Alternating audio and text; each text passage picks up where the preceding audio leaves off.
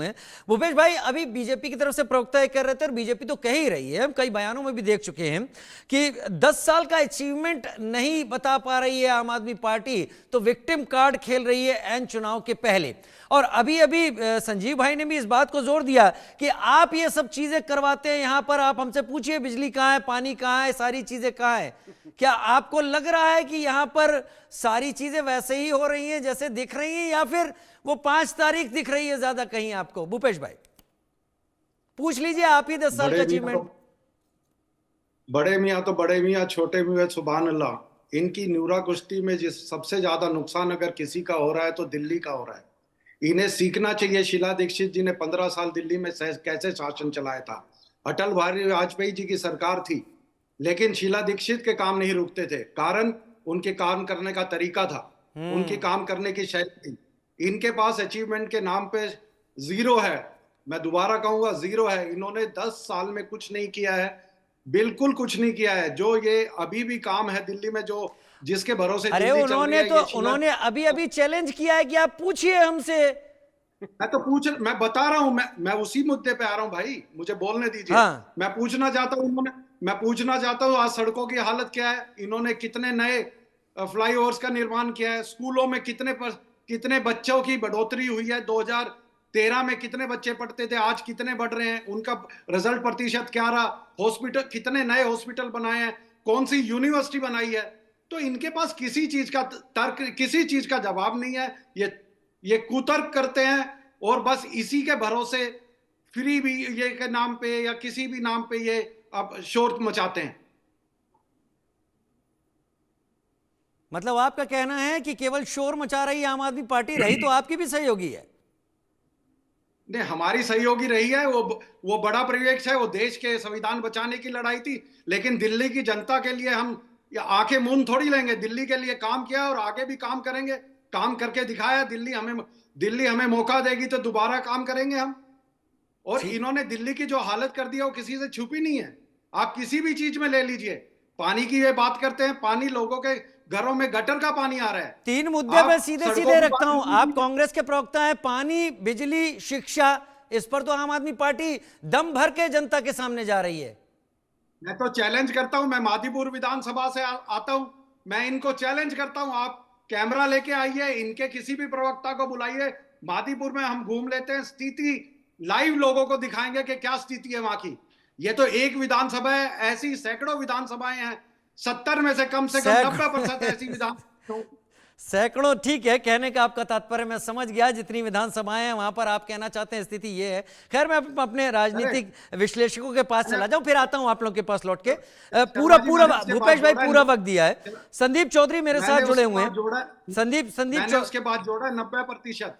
ठीक है, ठीक है, ठीक है, ठीक है, मैं समझ रहा हूं और मुझे समझ में आ रहा है ये होता है ये चीजें। संदीप चौधरी मेरे साथ जुड़े हुए हैं। संदीप जी, हम अक्सर इस बात पर चर्चा करते हैं कि हम लड़ते तो मुद्दों पर हैं और काम करके दिखाने की कोशिश भी मुद्दों पर करते हैं, लेकिन ऐन चुनाव के पहले हम उन चीजों पर ज्यादा फोकस करते हैं जो चेन रिएक्शन में ज्यादा तब्दील हों। क्या दोनों पार्टियां इस वक्त यही कर रही हैं और क्या कांग्रेस भी यही कर रही है? क्योंकि कांग्रेस की तरफ से भी आम आदमी पार्टी पर गंभीर आरोप लगाए गए हैं। संदीप दीक्षित उनके नेता, वो भी लगा रहे हैं आरोप। देखिए राजीव जी, अभी चुनाव का माहौल है तो आरोप प्रत्यारोप की राजनीति तो होगी। सभी अपनी अपनी पार्टी को और अपने अपने कामों को महत्व भी देंगे और ऊपर भी बताएंगे, उसमें चाहे बीजेपी हो, चाहे कांग्रेस हो, चाहे आम आदमी पार्टी हो। लेकिन मैं अगर दिल्ली के चुनाव को देखता हूं तो मैं दिल्ली के चुनाव में बीजेपी वर्सेस आम आदमी ही देखता हूं, कांग्रेस को मैं नहीं देखता हूं कहीं भी। उसका रीजन है क्योंकि उसके लिए एक संगठन चाहिए, एक प्लेटफॉर्म चाहिए। ना तो संगठन के नाम पर कुछ है, ना एमसीडी में कुछ है, ना विधानसभा में कुछ है, ना लोकसभा में कुछ है। तो पहली बात तो हमें ये देखना पड़ेगा। और आप देख रहे हैं जो जुबानी जंग हो रही है, या इलेक्ट्रॉनिक मीडिया की जंग हो रही है, या प्रिंट मीडिया पे जो जंग हो रही है, या सोशल मीडिया पे जो जंग हो रही है, वो आम आदमी पार्टी वर्सेस बीजेपी है। अगर सड़क पर पत्थर मारने की भी जंग है तो वो भी बीजेपी वर्सेस आम आदमी है। अगर सर फूटने की भी जंग है, गाड़ी टूटने की भी जंग है, उसमें भी नाम आता है तो बीजेपी वर्सेस आम आदमी पार्टी है। तो ये पहले तो ये चीज क्लियर हो जानी चाहिए। अब देखना ये है कि बीजेपी की क्या स्ट्रेटेजी रहती है अरविंद केजरीवाल का विकेट गिराने के लिए। क्योंकि पिछली 3 बार से हम देख रहे हैं कि अरविंद कहीं ना कहीं ये इनके इन पर करें, चाहे वो कांग्रेस के समर्थन से रहा हो या कुछ भी रहा हो, वो मुख्यमंत्री बनने में लगातार सफल हुए हैं। इस चीज से भी आप इनकार नहीं कर सकते। हालांकि लोकसभा में बीजेपी ने सुपड़ा साफ कर दिया, लेकिन आप देखेंगे एमसीडी में फिर आम आदमी पार्टी बाजी मार जाती है। तो मेरे ख्याल से ये फाइनल है इस बार कि किस तरीके से बीजेपी आम आदमी पार्टी को चित कर सकती है। लेकिन जहां तक मैं देखता हूं, अभी दोनों पार्टियों ने एडी चोटी का जोर लगाया हुआ है। कभी मुझे बीजेपी आगे दिखने लगती है, कभी आम आदमी पार्टी आगे दिखने लगती है। लेकिन बीजेपी के कार्यकर्ताओं को इन चीजों से बचना होगा। अगर वो कहीं भी आम आदमी पार्टी के नेताओं पर, कार्यकर्ताओं पर या केजरीवाल पर हमला करते हैं, तो कहीं वो ना हो जाए जैसे अमेरिका में ट्रंप के ऊपर गोली चली और ट्रंप बाजी मार गया। क्योंकि पिछले कुछ चुनाव में भी हमने देखा अरविंद केजरीवाल के ऊपर हमले हुए तो उससे सहानुभूति मिली और वो सहानुभूति वोट में चुनाव निकाल लिया। डॉक्टर विपुल सुनील वो भी मेरे साथ इस वक्त जी। जुड़े हुए हैं।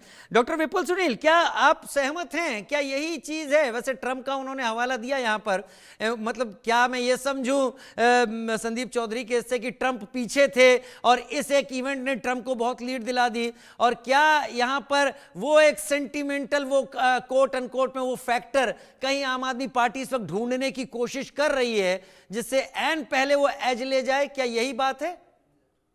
मोटे तौर पर देखिए, इस देश के चुनावी इतिहास को आप देखेंगे तो राजीव जी आपको सामने आएगा कि क्या नाम है कि कहीं ना कहीं सेंटिमेंटल आधार पे मत तो मिलते रहे हैं, ठीक है ना, लंबे समय से। लेकिन देखने वाली बात यह है कि भारतीय जनता पार्टी के प्रवक्ता ने एक बात कही, एक कांग्रेस के प्रवक्ता ने बात कही और आम आदमी पार्टी के प्रवक्ताओं की बात के बरक्स में एक बात कह रहा हूं कि चुनाव के समय ही ऐसा क्यों होता है। पहला तो मेरी तरफ से भी ये है कि अरविंद जी को डिस्टरबेंस चुनाव के समय ही क्यों होता है, और अगर वाकई ये कर रहे हैं लोग, भारतीय जनता पार्टी द्वारा पोषित करके कराया जा रहा है, तो ये तो बहुत दुखद है। ये भारतीय राजनीति में पिछले दिनों की जो लगातार गिरावट दिख रही है संसद से लेकर के और चुनावी राजनीति तक में, उस गिरावट का ही एक मतलब नमूना दिख रहा है यहाँ। मोटे तौर पर अरविंद केजरीवाल पर पत्थर चलाने की बात हो या पिछले दिनों प्रवेश जी के स्टेटमेंट की बात हो या आम आदमी पार्टी द्वारा भी जैसी जैसी बातें आ रही हैं, मुद्दा केंद्रित बहस नहीं हो रहा है, मुद्दे को लेकर के नहीं जा रहे हैं। आम आदमी पार्टी के प्रवक्ता ने बहुत जोर से यहाँ कहा कि मुद्दे पर हम बात करना चाहते हैं, लेकिन मैं बहुत माफी के साथ ये कहना चाहता हूं कि हो सकता है उनको बुरा लगे, लेकिन मुद्दे पर केंद्रित नहीं है आम आदमी पार्टी भी।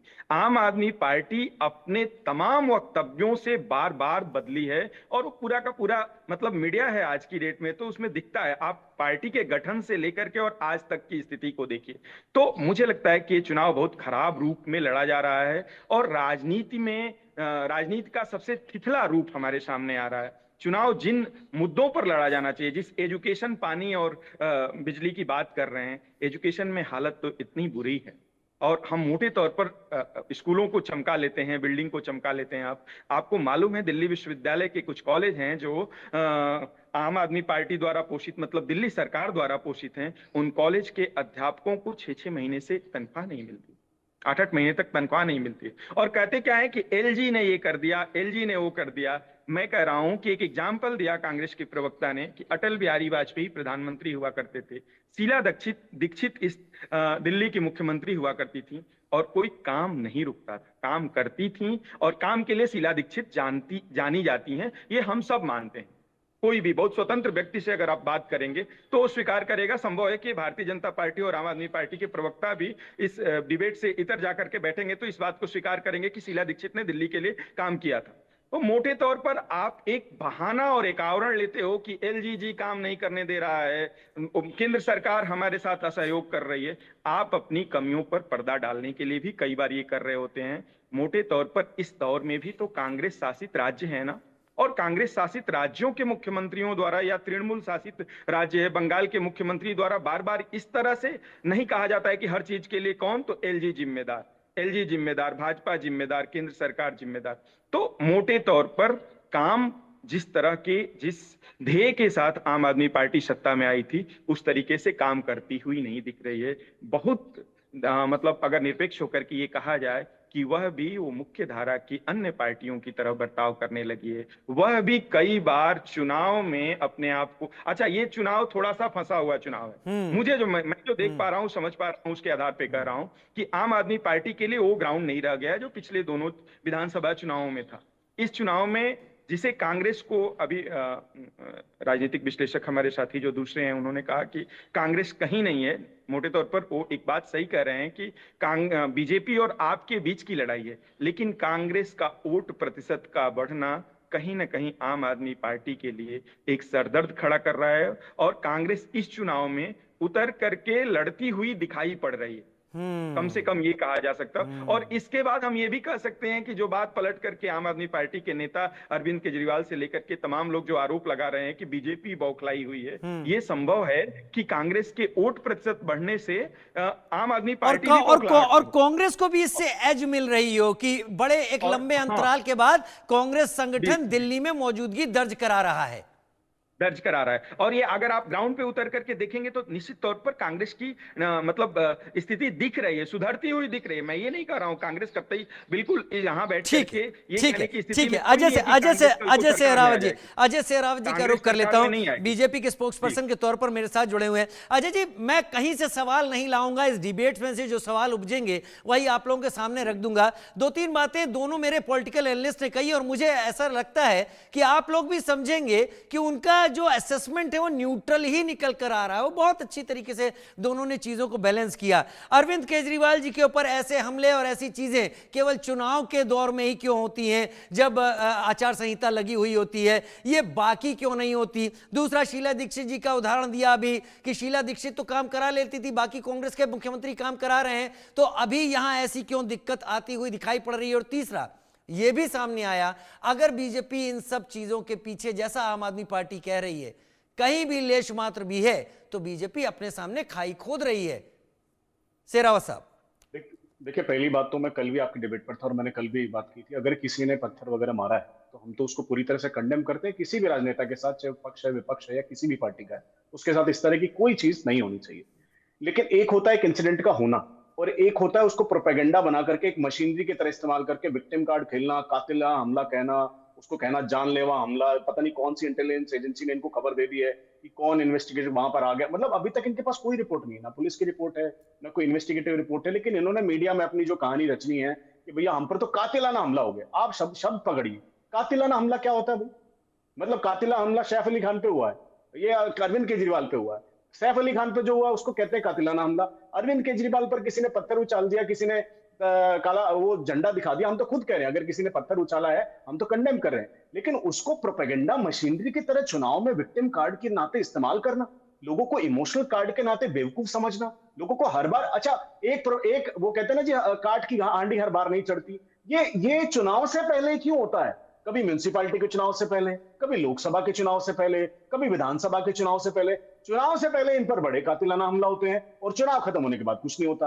अभी वो थोड़ी देर पहले इनके प्रवक्ता कह रहे थे, उनसे पूछेगा भैया काउंसलर चुनाव में हमारे 104 काउंसलर हैं आज भी, और अभी दिल्ली में 7-0 से आपको साफ किया है लोकसभा के अंदर, जिसमें खुद अरविंद केजरीवाल कह रहे थे, बेल पर जब बाहर आए थे, कह रहे थे अगर मुझे जेल में भेजना है तो मुझे वोट मत देना। लोगों ने नहीं दी, अरविंद केजरीवाल दोबारा जेल चले गए। तो पहली बात तो ये समझना कि कब ये विक्टिम कार्ड खेलते हैं, कब ये प्रोपेगेंडा कार्ड खेलते हैं, और ये कोई पहली बार नहीं खेला गया कार्ड है। अगर पहली बार कोई इंसिडेंट होता है तो मान लिया जाता है चलिए भैया आपको इसका एज चला जाएगा, लेकिन चुनाव से हर बार सेम कहानी, सेम स्टोरी। मुझे लगता है इनको नए थिएटर आर्टिस्ट ढूंढने की जरूरत है जो इनके लिए नई स्क्रिप्ट पढ़े। मुझे लगता है इनके पास अब स्क्रिप्ट खत्म हो गई।